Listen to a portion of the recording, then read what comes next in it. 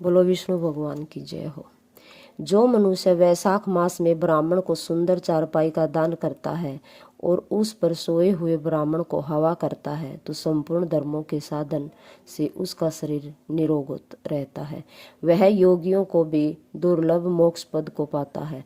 उसके पाप ऐसे ही जल जाते हैं जैसे अग्नि के स्पर्श से ही कपूर। उस पलंग पर ब्राह्मण के सोने से जीवन के जाने अनजाने पाप नाश हो जाते हैं।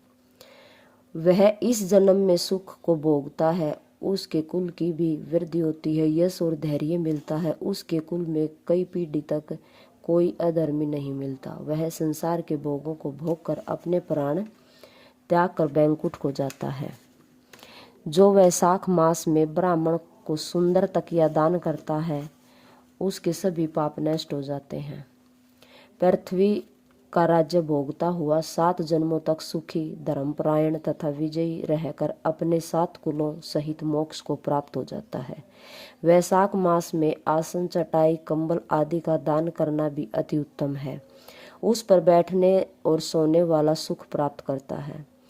तो उस पुण्य के फल से दान करने वाला भी अकाल मृत्यु से छूटकर दीर्घ जीवित होता है तथा मुक्ति पाता है। जो मनुष्य गर्मी के कारण दुखी ब्राह्मण को पतले वस्त्र दान करता है वह चिरंजीव होता है। कपूर शरीर की गर्मी शांत करने वाला अतः उसका दान करने से भी परम गति प्राप्त होती है। जो पुरुष ब्राह्मण को फूल और कुमकुम का दान करता है वह सर्वभौम राजा होता है। जल से भीगी हुई चंपा ताकुश का दान करता है वह सब पापों से द्रोह सर्व सुख भोग कर मोक्ष को प्राप्त होता है।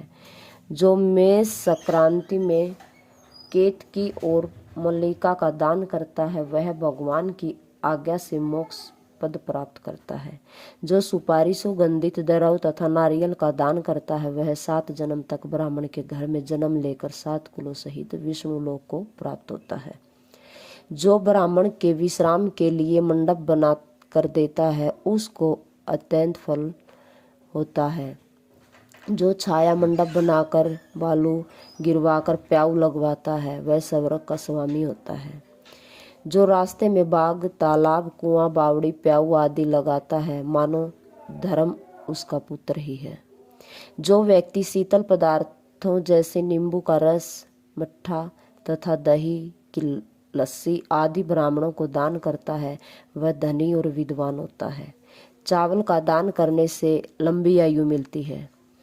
शुद्ध गाय का घी दान करने से अश्वमेघ यज्ञ का फल मिलता है। मेष संक्रांति में ककड़ी और गुड़ का दान करने से पापों का नाश होता है।